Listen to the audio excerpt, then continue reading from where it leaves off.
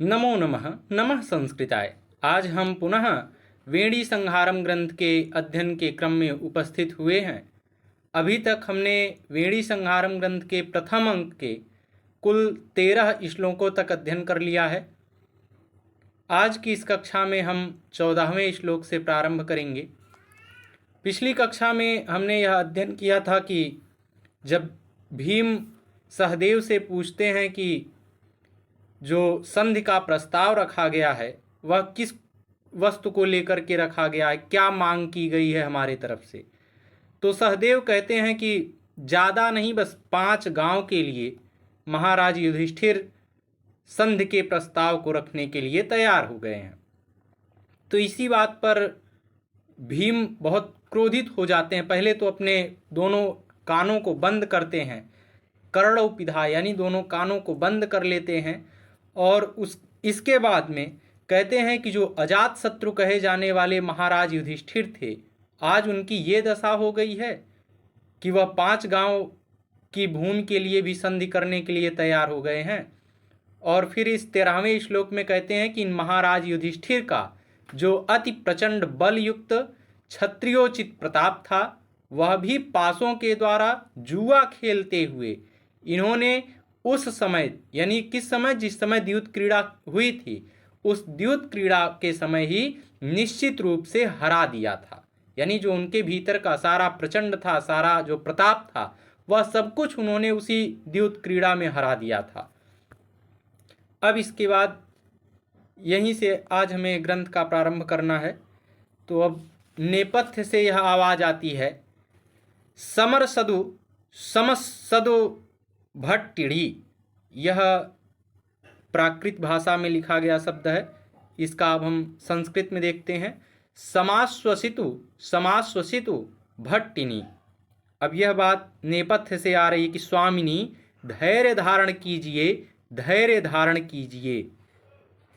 अब जब इस बात को सहदेव सुनते हैं तो सहदेव कर्णम दत्वा नेपथ्याभिमुखम मुखम वलोक्यात्मगतम।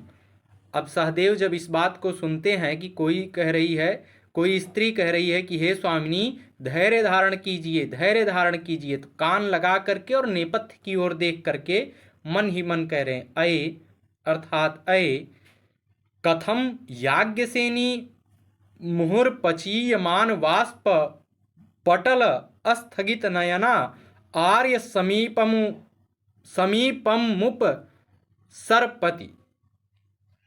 कहते हैं कि अये अर्थात अये कथम याज्ञसेनी, याज्ञसेनी कहा जाता है द्रौपदी को। कहते हैं याज्ञसेनी मुहुः अर्थात बार बार, उपचीयमान वाष्प पटल अस्थगित नयना अर्थात बढ़ते हुए अश्रु समूह से आच्छादित नयनों वाली आर्य समीप मुपसरपति, आर्य भीम के समीप उपसरपति अर्थात आ रही है। फिर आगे कहते हैं कि तत्कष्टतर मापतितम अर्थात तत् अर्थात यह, कष्टतरम अर्थात अतीव कष्ट, अपहितम अर्थात आ गया है। जब नेपथ्य से आवाज आती है कि समाश्वसितु भट्टिनी अर्थात धैर्य धारण कीजिए देवी या स्वामिनी, धैर्य धारण कीजिए, तो सहदेव कान लगा करके इस बात को सुनते हैं। यह सुन रहे हैं, जो पर्दे के पीछे से बात आ रही उसको सुन रहे हैं, और फिर विचार कर रहे हैं, अपने मन में ही ऐसा सोच रहे हैं कि यह क्या था। अर्थात याज्ञसेनी का यह कष्ट जो है, यह बहुत कष्ट लग रहा है याज्ञसेनी को बहुत कष्ट है। अब इस अगले श्लोक में कहते हैं, यद्वैद्युतमिव ज्योतिरार्ये क्रुद्धेद्यसंभृतं तत्प्रावृडीव कृष्णेयं नूनं संवर्धयिष्यति। इसका अन्वय है, अद्य क्रुद्धे आर्ये विद्युतम वैद्युतम इव यत ज्योतिः संभृतं तत इयं कृष्णा प्राविट इव नूनं संवर्धयिष्यति। कहते हैं कि अद्य क्रुद्धे, अद्य अर्थात आज, क्रुद्धे अर्थात कुपित, आर्ये अर्थात भीमसेन, वैद्युतम इव अर्थात बिजली के समान, यत ज्योति अर्थात जो तेज, संभृतम अर्थात भरा है, तत् इयम अर्थात वह यह, कृष्णा अर्थात द्रौपदी, प्राविट इव अर्थात वर्षा काल के समान, नूनम अर्थात निश्चित ही, संवर्धयिष्यति अर्थात बढ़ेगा। इसका शाब्दिक अर्थ देखते हैं। कहते हैं अद्य अर्थात आज, क्रुद्धे अर्थात कुपित, आर्ये अर्थात भीमसेन के कुपित होने पर, वैद्युतम इव अर्थात बिजली के समान, यत ज्योति अर्थात जो ज्योति, संभृतम अर्थात भरा है, तत् यम अर्थात सो यह, कृष्णा अर्थात द्रौपदी, प्रावृट इव अर्थात वर्षा काल के समान, नूनम अर्थात निश्चय ही, संवर्धयिष्यति अर्थात बढ़ेगा। इसमें देखिए कुछ जो प्रमुख शब्द हैं, जैसे वैद्युतम शब्द है तो वैद्युतम विद्युतो जातम इति वैद्युतम, विद्युत में अड़ प्रत्यय किया गया है। और भी एक शब्द है संभृतम जो भरा है, तो संवर्धितम, इसमें सम उपसर्ग पूर्वक भी धातु में अक्त प्रत्यय करके संभृतम शब्द बना है। और संवर्धयिष्यति यह भी देख लेते हैं, तो संवर्धयिष्यति में सम उपसर्ग पूर्वक वृद्ध धातु में ऋच प्रत्यय और ऋच प्रत्यय किया गया है लिट लकार में। पुनः एक बार श्लोक का उच्चारण करते हैं। यद्वैद्युतमिव ज्योतिरार्ये क्रुद्धेद्य संभृतं, तत्प्रावृडेव कृष्णेयं, नूनं संवर्धयिष्यते। अर्थात कहते हैं कि आज आर्य भीम के क्रुद्ध होने पर बिजली के समान जो तेज संचित हुआ है, उसे यह कृष्णा यानी यह द्रौपदी वर्षा के समान अवश्य बढ़ा देगी, अर्थात भीमसेन के क्रोध को अवश्य भड़का देगी। देखिए, जब भीमसेन तो पहले से ही क्रोधित हैं और अब यहाँ पर द्रौपदी जो हैं वह विलाप करते हुए मंच पर प्रवेश करने वाली हैं, तो जब इस बात को नेपथ्य से यह बात सामने आती है कि स्वामिनी धैर्य धारण कीजिए, धैर्य धारण कीजिए, तो इस बात को जब सहदेव सुनते हैं तो वह इस बात को कहते हैं कि लगता है कि आज आर्य भीम के क्रोधित होने पर जो बिजली के समान तेज संचित हुआ, जैसे बिजली अगर कहीं पर रहती है और वहाँ पर कोई जल डाल दे, अगर बिजली कहीं गिरी हुई बिजली कहीं है और उस पर अगर वर्षा हो रही है तो वह बिजली को और बढ़ाएगी, घटाएगी नहीं। तो कह रहे हैं उसी प्रकार से आज भीमसेन के क्रोध को यह द्रौपदी अवश्य भड़का देंगी। यानी वह पहले से ही क्रोधित हैं और जब इस प्रकार से उनको देखेंगे तो और भी क्रोधित हो जाएंगे। इसकी टिप्पणी में हम बताएंगे कि इसमें पथ्या वक्त्र छंद है और इसमें उपमा अलंकार का प्रयोग है। अब इसके बाद देखिए, अब यहाँ पर ततः प्रविशति यथा निर्दिष्टा द्रौपदी चेटी च। अब यहाँ पर कहते हैं कि तदनंतर पूर्व वर्णित अवस्था में द्रौपदी तथा चेटी प्रवेश करती हैं। द्रौपदी साश्रम निःश्वसिति, कहते हैं कि द्रौपदी आंसू बहाती हुई निश्वास लेती है। जैसे देखिए, जब कोई भी विलाप करता है तो उसके नेत्रों से जब आंसू बहते हैं तो बार बार ऐसे इस प्रकार से भी वह मतलब सांस जो होती है उसकी थोड़ी सी तीव्र हो जाती है और उसको सांस लेने में थोड़ी सी दिक्कत होने लगती है। तो इसीलिए इसमें कहा गया कि निःश्वसिति अर्थात आंसू बहाती हुई निश्वास लेती हैं। अब चेटी कहती है, चेटी का कथन है, यह देखिए प्राकृत भाषा का प्रयोग, चेटी और द्रौपदी दोनों प्राकृत भाषा का प्रयोग करती हैं, इसलिए पहले हमने प्राकृत भाषा को भी लिखा और नीचे उसको हमने संस्कृत भाषा में भी लिखा है। तो पहले देखिए प्राकृत भाषा में लिखा है कि सदु समस्स सदु भट्टिड़ी अवड़ इस सदी में इस सदि दे मशृणुम ऋच्चाड़ु वद्ध कुरुबैरो कुमालो भीमसेनो। ये प्राकृत भाषा में लिखा गया है। अब इसके नीचे देखिए संस्कृत भाषा में है समाश्वसितु भट्टिनी। कहती है कि स्वामिनी धैर्य धारण कीजिए। चेटी कहती है कि स्वामिनी धैर्य धारण कीजिए, धैर्य धारण कीजिए। अपनेष्यति ते मन्युम नित्यानुबद्ध कुरुवैरः कुमारो भीमसेनः।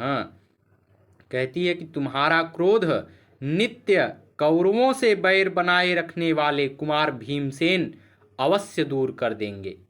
यानी जो तुम्हारा क्रोध है, इस क्रोध को नित्य कौरवों से बैर रखने वाले, यानी जो भीमसेन जिनका हमेशा कौरवों से बैर रहा है, ऐसे भीमसेन तुम्हारे इस क्रोध को अवश्य दूर करेंगे। तो अब द्रौपदी कहती हैं। अब यहाँ से द्रौपदी का कथन है। देखिए यहाँ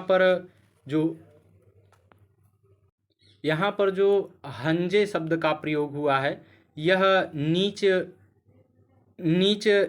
चेटी के लिए किया गया है, क्योंकि यहाँ पर इस ग्रंथ में बताया गया है कि नाटक में नीच चेटी के लिए हंजे और हड्डे और इला, ये इस प्रकार के कुछ संबोधन हैं जो चेटी के लिए प्रयुक्त हुए हैं। तो यहाँ हंजे शब्द से हमें चेटी का संबोधन समझना है।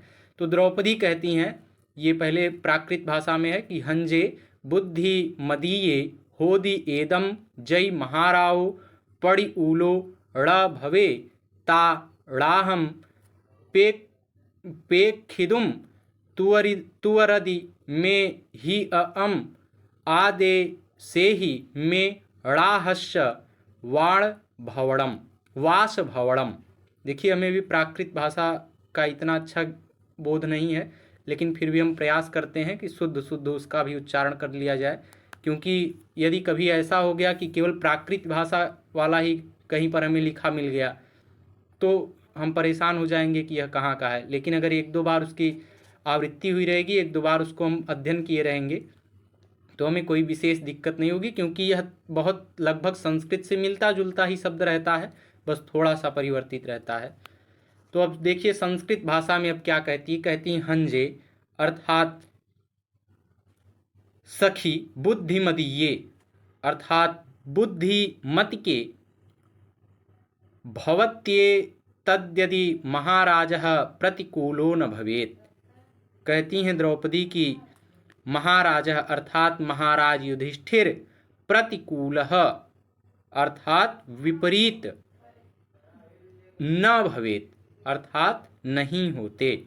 यानी कहने का तात्पर्य है कि यदि महाराज युधिष्ठिर प्रतिकूल ना होते तो ऐसा ही होता जैसा तुम कह रही हो कि भीमसेन अभी तक तुम्हारे क्रोध को शांत कर दिए होते, वह बात सत्य है। बस बात यह है कि महाराज युधिष्ठिर ने, यदि महाराज युधिष्ठिर प्रतिकूल ना होते, अगर हमारे अनुकूल हो जाते तो यह बात आपकी सत्य हो जाती। फिर आगे कहती हैं कि तन्नाथम प्रेक्षितम त्वरते मे हृदयम। कहती हैं कि तन्नाथम अर्थात स्वामी को, प्रेक्षितुम अर्थात देखने को, में अर्थात में द्रौपद, में हृदयम यानी मेरा हृदय, चेतः अर्थात हृदय। कहती हैं कि अतः स्वामी को देखने को मेरा हृदय शीघ्रता कर रहा है, मैं भीमसेन को देखना चाहती हूँ। तदा देशय मे नाथस्य वासभवनम, अर्थात कहती हैं कि मुझे स्वामी के वास भवन का मार्ग बताओ। देखिए इसमें द्रौपदी जो है वह चेटी से इस बात को कहती हैं कि चेटी तुमने सही कहा, तुम बहुत बुद्धिमान हो और तुमने एकदम सत्य कहा है कि यदि महाराज प्रतिकूल ना होते, यदि महाराज युधिष्ठिर प्रतिकूल हमारे ना होते, तो जो तुमने अभी कहा कि भीमसेन तुम्हारे क्रोध को शांत कर देंगे, निश्चित रूप से ऐसा ही होता कि भीमसेन मेरे इस क्रोध को अब तक शांत कर चुके होते। और फिर आगे कहती हैं तन्नाथम प्रेक्षितम त्वरते में हृदयम, इसलिए कहती हैं कि मुझे शीघ्रता हो रही, मेरा हृदय जो है उनसे मिलने के लिए उत्कंठित हो रहा है, इसलिए शीघ्रता कीजिए, मुझे अपने स्वामी को देखना है। किस स्वामी को? भीमसेन के लिए कह रही हैं। कहती हैं तदादेश तदादेशय मे नाथस्य वासभवनम, मुझे मेरे नाथ के वासभवन की तरफ ले चलो जहाँ पर मेरे नाथ रहते हैं। इतना कह करके इति परिक्रामतः, इतना कह करके दोनों घूमती हैं। चूँकि यह देखिए नाटक है तो नाटक पर मंच पर ही सारी क्रिया प्रतिक्रिया होनी है, तो वही नाटक के मंच पर ही दोनों घूमने लगती हैं, यानी जाने का अभिनय करती हैं। अब चेटी कहती है, अब देखिए अब फिर प्राकृत भाषा में है, चूँकि चेटी और द्रौपदी ये दोनों प्राकृत भाषा का ही प्रयोग करती हैं। चेटी कहती है कि एदु एदु भट्टिड़ी एदम वासभवणम एत्थ पविशदु भट्टिड़ी। अब इसका हम संस्कृत देखते हैं।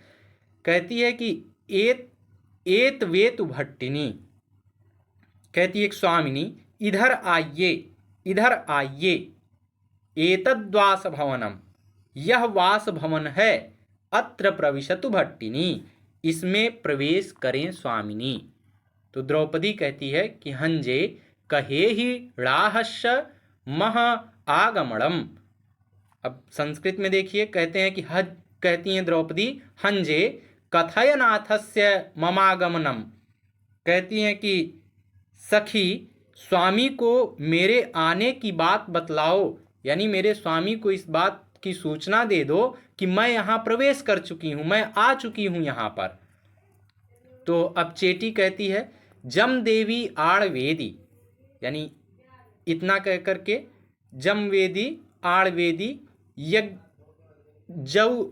जअदु कुमालो। इसके बाद इति परिक्रम्योपसृत्य च,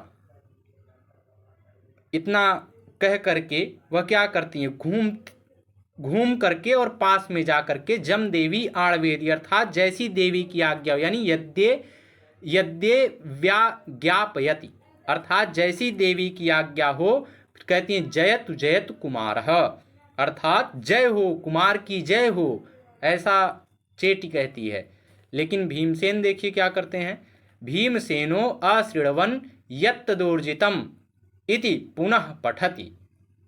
भीमसेन ऐसा अभिनय करते हैं कि जैसे वह बात ही नहीं सुन रहे हैं, चेटी की बात को वह सुन ही नहीं रहे हैं और वह अपने उसी पहली वाली बात को ही दोहरा रहे हैं। यानी भीमसेन जो हैं वह 13वां श्लोक फिर से अपने ये आप पढ़ते रहते हैं कि यत्त दूर्जित मत युग्रम छात्रम तेजोस्य भूपते दिव्या अछैस्तदानेन नूनम तदपि हारितम, यानी वह उसी बात को बार बार दोहरा रहे हैं कि महाराज युधिष्ठिर का क्या है, सारा कुछ जो उनका तेज था सब वह द्युत क्रीड़ा में ही हार चुके हैं, कुछ बचा ही नहीं है, इसी बात को अपनी कह रहे हैं।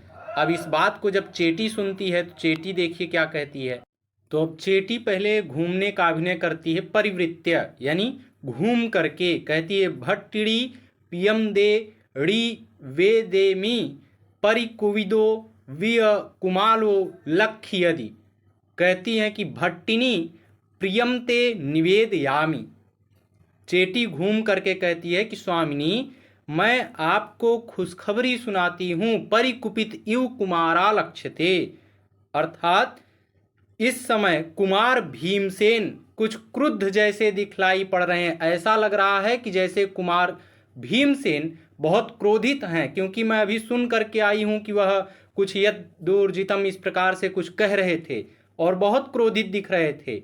तो इसलिए मैं निवेदन करती हूँ, मैं आपको बतलाती हूँ, कुछ अच्छा बतलाती हूँ, कुछ अच्छी खुशी की बात बतलाती हूँ कि भीमसेन इस समय बहुत कुपित हैं, क्रोधित हैं। तो द्रौपदी कहती हैं कि हंजे जय एवता अवहीरणावि एषा मम आभाष अधि ता ए अन्ते उव विट्टा भविय शुड़ुमो दावड़ाहस्य ववशिदम। द्रौपदी कहती हैं हंजे अर्थात हे चेटी यद्यैवं तदवधीरणाप्येषा मामाश्वासयति, कहती हैं कि हंजे अर्थात चेटी यद्यैव यदि ऐसा है तो तदवधीरणाप्येषा मामाश्वासयति, तो यह अपमान भी मुझे धीरज ही बधाएगा, तदेकांत उपविष्टा भूत्वा शृणुमस्तावन्नाथस्य व्यवसितम। अतः एकांत में बैठकर स्वामी के निश्चय को हम सुन लें, यानी जो कुछ भी भीमसेन कह रहे हैं उसको शांति से बैठ करके हम दोनों सुने कि वह क्या कह रहे हैं, किस बात को लेकर इतने क्रोधित हैं। तो अब जो है, अब उभे तथा कुरुतः, अर्थात दोनों वैसा ही करती हैं जैसा अभी द्रौपदी ने कहा है। दोनों यानी द्रौपदी और चेटी दोनों वैसा ही कर रही हैं।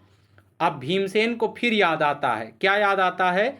सहदेव मधिकृत्य, सहदेव की बात को पुनः याद करते हैं। सहदेव को उद्देश्य करके कहते हैं कि किम नाम पंचभिर्यामः संधि, कहते हैं क्या कहा था अभी तुमने कि केवल 5 गांव के लिए संधि प्रस्ताव रखा गया है। ये दशा हो गई है महाराज युधिष्ठिर की। तो अब देखिए यह एक श्लोक फिर कहते हैं, भीमसेन ही यह श्लोक कह रहे हैं, इसका हम उच्चारण करते हैं। मथ्नामि कौरव शतं समरे न कोपाद, दुःशासनस्य रुधिरं न पिबाम्युरस्तः, संचूर्णयामि गदया न सुयोधने धनोरु, संधिं करोतु भवता नृपतिः पडेन, संधिं करोतु भवता नृपतिः पडेन। यह वसंत तिलका छंद में है। इसका अन्वय देखते हैं। कहते हैं कि समरे कोपात कौरव शतम न मथ्नामि, दुःशासनस्य उरस्तः रुधिरं न पिबामि, गदया सुयोधनोरु च संचूर्णयामि भवतां नृपतिः पडेन संधिं करोतु।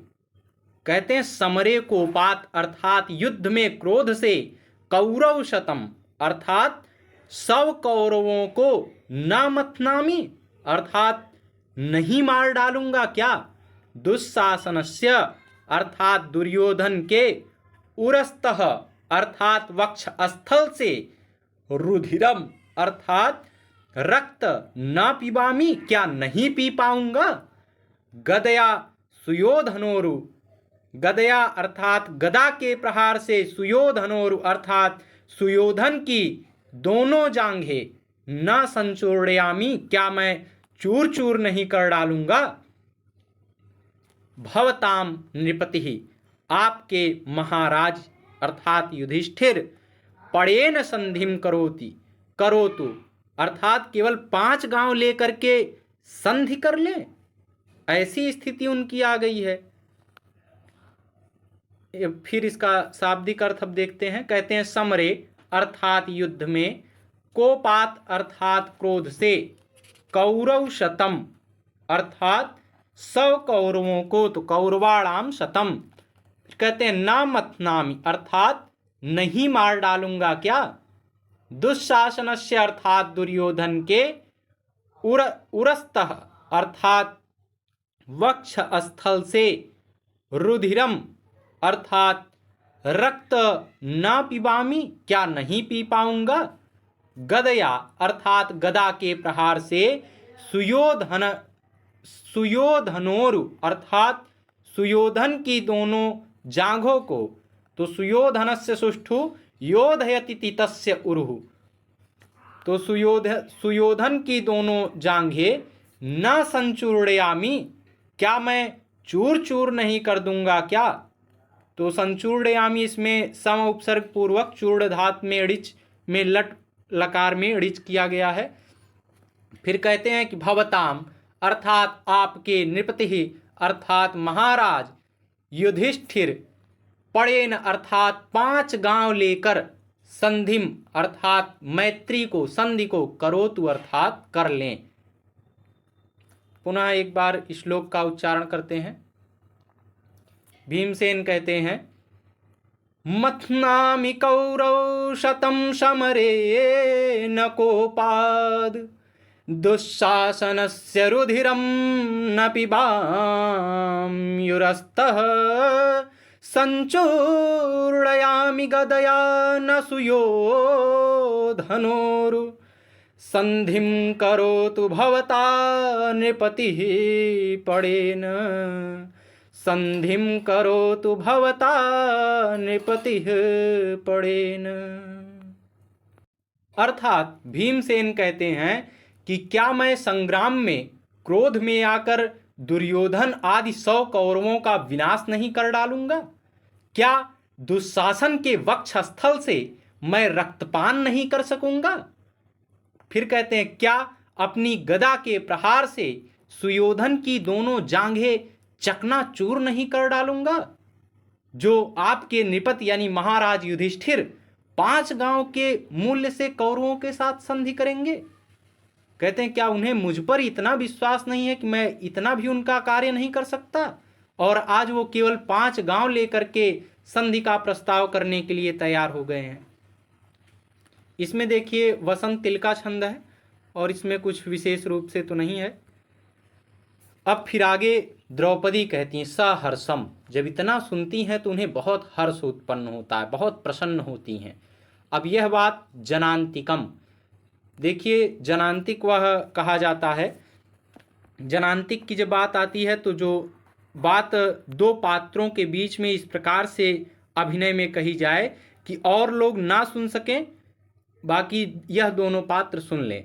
जैसे देखिए कभी कभी हम लोग कहीं किसी स्थान पर जब बात करते रहते हैं, वहाँ पर बहुत सारे लोग बैठे रहते हैं, तो हम लोग आपस में इस प्रकार से हाथ की ओट लगा करके ऐसे किसी से कुछ कहना होता है तो कह लेते हैं। सामने वाला ये देखता तो है कि कुछ कह रहा है, लेकिन क्या कह रहा है ये स्पष्ट नहीं होता है।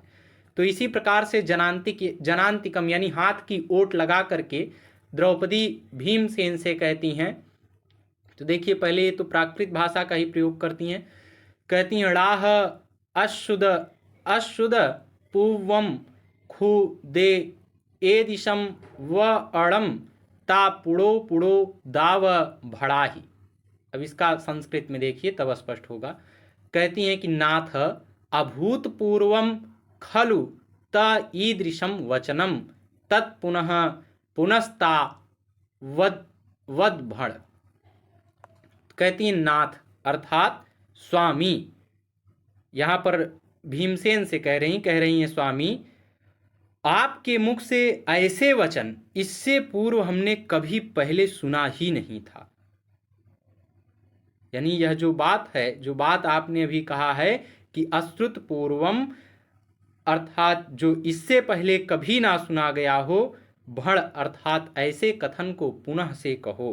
कहती हैं कि हे नाथ आपके मुख से ऐसे वचन को मैंने पहले कभी भी नहीं सुना। इसी वचन को तत्पुनः पुनस्तावत भड़ अर्थात इसी वचन को पुनः वैसा ही कहिए। अब देखिए भीमसेन फिर वही कार्य करते हैं जो अभी चेटी के साथ किए थे। तो भीमसेनो अशृण्व नेव मथनामि कौरव शतम इति पुनः पठति। अब फिर से भीमसेन ऐसा प्रतीत करा रहे हैं जैसे कुछ उन्होंने सुना ही नहीं। जो द्रौपदी ने कहा उसे उन्होंने सुना ही नहीं और उसको अनसुना करते हुए फिर से वही अपनी मथनामि कौरव शतम इस वाले श्लोक को फिर से पढ़ रहे हैं अपना, क्योंकि क्रोध में है। और क्रोध में देखिए कोई भी व्यक्ति होता है तो बार बार एक ही बात कहता है, जो बात उसको एक बार समझ में आ जाती है बस वही बात वह कहता है। और द्रौपदी की स्थिति ऐसी है कि द्रौपदी अब सोच रही हैं कि अब यह युद्ध करेंगे और जो युद्ध होगा तो फिर मुझे परिणाम स्वरूप यह मिलेगा कि इनकी प्रतिज्ञा पूर्ण होगी, मेरी प्रतिज्ञा पूर्ण होगी। तो इसलिए द्रौपदी बहुत प्रसन्न हो रही, बहुत हर्ष के साथ इस बात को कह रही हैं जो बात अभी आपने कहा है इसको पुनः दोहराइए, पुनः वह बात कहिए। लेकिन भीमसेन क्या है, सुनने का ना सुनने का अभिनय करते हैं। यानी ऐसा दिखाई देता है मंच पर कि भीमसेन सुने ही नहीं कुछ, और वह उसी बात को कह रहे हैं कि मथनामि कौरव शतम समरेन कोपाद दुस्साहसनस्य रुधिरम न पिबाम युरस्तः और संचूर्णयामि गदया न सुयोधनोरु संधिम करोतु भवताम नृपति पड़ेन। उसी बात को कह रहे हैं। तो अब यहाँ पर देखिए सहदेव आते हैं तो यह कहते हैं कि आर्य अर्थात भ्राताश्री किम महाराजस्य संदेशो अयमार्येणा व्युत्पन्न इव गृहीतः। क्या महाराज का यह संदेश आपने अभिप्राय समझे बिना ही ग्रहण कर लिया। यानी सहदेव कहते हैं कि जो महाराज युधिष्ठिर ने 5 गांव के लिए जो वह तैयार हो गए कि हाँ ठीक है हम 5 गांव पर संधि कर लेंगे, तो क्या आपने इसके पीछे का कुछ कारण जाना, कुछ कारण जानने का, कुछ अभिप्राय जानने का कोई प्रयास किया। तो भीमसेन कहते हैं का पुनरत्र व्युत्पत्ति। अब भीमसेन सहदेव से पूछते हैं कि का पुनरत्र व्युत्पत्ति, इसमें क्या गूढ़ रहस्य है, क्या ऐसी बात है जो महाराज ने, यानी इसमें महाराज का क्या गूढ़ अभिप्राय है। तो सहदेव कहते हैं कि आर्य एवं गुरुड़ा संदिष्टम, कहते हैं कि आर्य महाराज ने इस प्रकार का संदेश भेजा है। भीमसेन कहते हैं कस्य, अर्थात किसको। सहदेव कहते हैं सुयोधनस्य, अर्थात सुयोधन के पास संदेश भेजा है। तो भीमसेन पुनः कहते हैं किमिति, अर्थात क्या भेजा है, कैसे संदेश की बात कर रहे हो। तो सहदेव कहते हैं, अब सहदेव इसमें यह 16वें श्लोक में कहते हैं कि वो जो 5 गांव की बात हुई थी, मैं बता रहा हूं कि वो 5 गांव कौन कौन से हैं जिसकी बात को महाराज युधिष्ठिर ने कौरवों के पास भेजा है। कहते हैं इंद्रप्रस्थम ऋक्प्रस्थम जयंतम वारणावतम प्रयच्छ चतुरो ग्रामान कंचिदेकम च पंचमम। अब इसका अन्वय देखिए, कहते हैं कि इंद्रप्रस्थम वृक्प्रस्थम जयंतम वारणावतम एतान चतुरः तो कश्चिद एकम पंचमम ग्रामम प्रयच्छत। कहते हैं इंद्रप्रस्थम अर्थात इंद्रप्रस्थ, वृक्प्रस्थम दूसरा गांव है वृक्प्रस्थ, जयंतम जयंत और वारणावतम यानी वारणावत नामक का गांव, एतान चतुरः तो यानी एतान अर्थात यह, चतुरः अर्थात 4, तु कश्चिद एकम पंचमम ग्रामम प्रयच्छत। कश्चिद एकम अर्थात कोई एक, इसके अलावा कोई एक, पंचमम यानी 5वां गांव, प्रयच्छत दे दो। इसका शाब्दिक अर्थ देखते हैं। कहते हैं कि इंद्रप्रस्थम यानी इंद्रप्रस्थ। देखिए इंद्रप्रस्थ वह स्थान है जब हस्तिनापुर से निकाले जाने पर महाराज युधिष्ठिर ने भगवान श्री कृष्ण की सहायता से इंद्रप्रस्थ नामक ग्राम में निवास किया था, और इंद्रप्रस्थ का उल्लेख करके उन्होंने निर्वासन रूप उपकार की सूचना दे दी है। फिर दूसरा गांव है वृक्प्रस्थम। तो वृक्प्रस्थ वह स्थान है जहां पर दुर्योधन ने भीम को विष मिश्रित भोजन दिया था, तो इससे विषदान रूप अपकार सूचित किया गया है। फिर कहते हैं जयंतम अर्थात वह स्थान जहां पर पांडवों को जुआ खिलाकर उनका सर्वस्व अपहरण कर लिया गया था, तो इसके उल्लेख से राज्या अपहरण रूप अपकार सूचित किया गया है। फिर है वारणावतम। तो वारणावतम इस ग्राम में जब युधिष्ठिर लाक्षागृह में निवास करते थे तब दुर्योधन ने उसमें आग लगवा दी थी, अतएव इसके उल्लेख से प्राण नष्ट करने के उपाय रूप अपकार को सूचित किया गया है। फिर कहते हैं कि चतुरः अर्थात 4, ग्रामान अर्थात गांवों को, कंचित यानी किसी भी 5वें गांव को, पंचसमम 5वें गांव को, प्रयच्छ अर्थात प्रदान करो। पुनः एक बार श्लोक का उच्चारण करते हैं। इंद्रप्रस्थम ऋक्प्रस्थम जयंतम वारणावतम प्रयच्छ चतुरो ग्रामान कंचिदेकम च पंचमम। तो सहदेव कहते हैं कि इंद्रप्रस्थ, वृक्प्रस्थ, जयंत, वारणावत यह 4 गांव तथा 5वां कोई स्वेच्छा से अन्य गांव हमें दे दो, ऐसी महाराज युधिष्ठिर ने ऐसा संधि का प्रस्ताव रखा है। यह पथ्यावक्त्र छंद में है, और इसमें देखिए यह भी बात सूचित हो जाती है कि यदि इन 4 गांवों को नहीं देते हैं तो फिर संधि नहीं मानी जाएगी, फिर युद्ध की स्थिति निश्चित रूप से बनेगी। ये समझिए कि यह एक चेतावनी भी है कि अगर इन 5 गांवों को आप नहीं देते हैं तो हम युद्ध करेंगे, निश्चित रूप से युद्ध होगा, युद्ध की स्थिति बनेगी। तो अब भीमसेन कहते हैं कि ततः किम, तो क्या, यानी फिर क्या हुआ? तो सहदेव कहते हैं तदेव मनया प्रतिनाम ग्राम प्रार्थनया पंचमस्य चाकीर्तनात् द्विषभोजन जतु गृहदाह द्यूत सभाद्यपकार स्थानोद्घाटन में वेदम मन्ये। कहते हैं सहदेव कि तदेव मनया, तद एव अर्थात अतः इस प्रकार, अनया अर्थात इस प्रकार, प्रतिनाम ग्राम प्रार्थनया अर्थात नाम लेकर गांव की याचना के द्वारा, पंचमस्य यानी पांचों का नाम लेकर के, फिर कहते हैं कि अकीर्तनात्, अकीर्तनात् अर्थात गांवों का नाम ना लेते हुए विष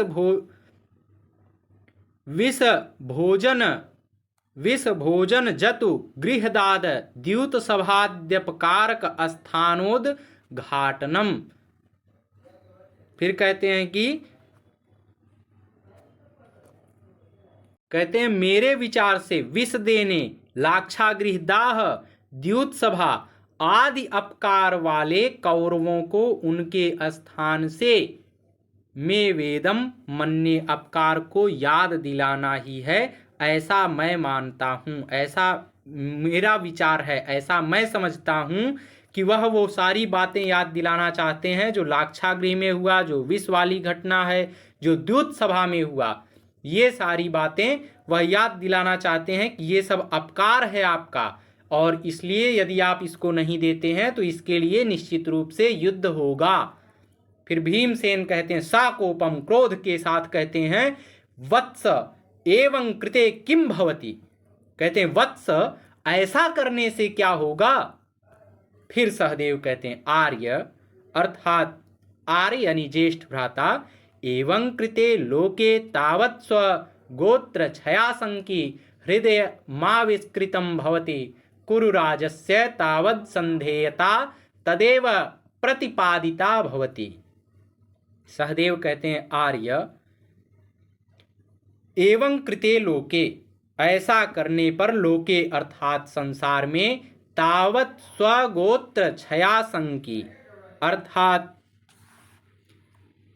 अपने कुल के विनाश की आशंका वाला, हृदयम आविष्कृतम भवति, हृदयम अर्थात हृदय, आविष्कृतम भवति अर्थात प्रकट हो रहा है, कुरुराजस्य अर्थात कुरुराज की तावत् संधेयता तदैव प्रतिपादिता भवति, अर्थात कौरवराज यानी दुर्योधन के साथ संधि ना करना भी इससे प्रकट हो जाता है। कहते हैं ऐसा करने पर, जो अभी सहदेव कहते हैं कि जो अभी हमने आपको संधि का प्रस्ताव बताया, जो 5 गांव बताया है, कहते हैं यदि वह 5 गांव नहीं मिलता है तो सबसे पहले अपने कुल के नाश की आशंका से हृदय वाला होना ज्ञात हो जाएगा, और फिर कौरव राज के साथ संधि नहीं करना। इसके अतिरिक्त यदि वह कुछ भी कहते हैं, यदि इसको नहीं देते हैं, इसके अतिरिक्त यदि वह और कोई भी संधि का प्रस्ताव रखते हैं तो संधि स्वीकार नहीं की जाएगी। इससे यही बात स्पष्ट हो जाती है यहाँ पर, इसलिए आप क्रोध ना करिए। लेकिन भीमसेन तो भाई भीमसेन है, अब फिर कहते हैं मूढ़, अब इन्हीं पर क्रोधित हो जाते हैं। किसके ऊपर? सहदेव के ऊपर ही क्रोधित हो जाते हैं। कहते हैं मूढ़ अर्थात मूर्ख, सर्वमत्ये तद नर्थकम, अर्थात यह सब अनर्थक है, सब व्यर्थ है, जो आप सब बात कर रहे हैं सारी बातें व्यर्थ हैं। कुरुराजस्य तावद संधेयता तदैव प्रतिपादिता यदैवा स्माभिरितो वनम गच्छद्भिः सर्वैरेव कुरुकुलस्य निधनम प्रतिज्ञातम। देखिए अब भीमसेन कहते हैं कि कुरुराजस्य यानी जो कुरुराज है, जो कौन है? जो दुर्योधन इत्यादि हैं। कहते हैं तावद संधेयता अर्थात उनके द्वारा असंधेयता यानी संधि ना करने की बात, इतः अर्थात यहाँ से क्या किया गया है? यहाँ से तो कहते हैं कि वनम अर्थात वन को, गच्छद भी, जब हम लोग वन को जा रहे थे तो वन को जाते समय गच्छद्भिः अर्थात जाते हुए सर्वैः एव अर्थात सभी ने कुरुकुलस्य अर्थात कुरुवंश का निधनम प्रति ज्ञातम अर्थात नाश करने का, उनके संपूर्ण वंश का विनाश करने की हमने प्रतिज्ञा कर ली थी। और लोके अपिच धार्तराष्ट्र कुलक्षयः किंग लज्जा करो भवताम। और फिर आगे कहते हैं कि फिर धृतराष्ट्र कुल का क्षय यानी कुरुवंश का विनाश लज्जा कर अर्थात शर्मिंदा करने वाला कैसे हो गया। यानी सार रूप में देखिए तो कहते हैं कि मूर्ख, ये सारी बातें अनर्थक हैं। कौरवों के साथ संधि ना करना, यह बात तो उसी दिन सिद्ध हो गई थी जब हम वन को गए हुए थे। यानी जिस दिन हमें वनवास की प्राप्ति हुई थी उसी दिन यह बात स्पष्ट हो गई थी कि अब कोई संधि नहीं की जाएगी।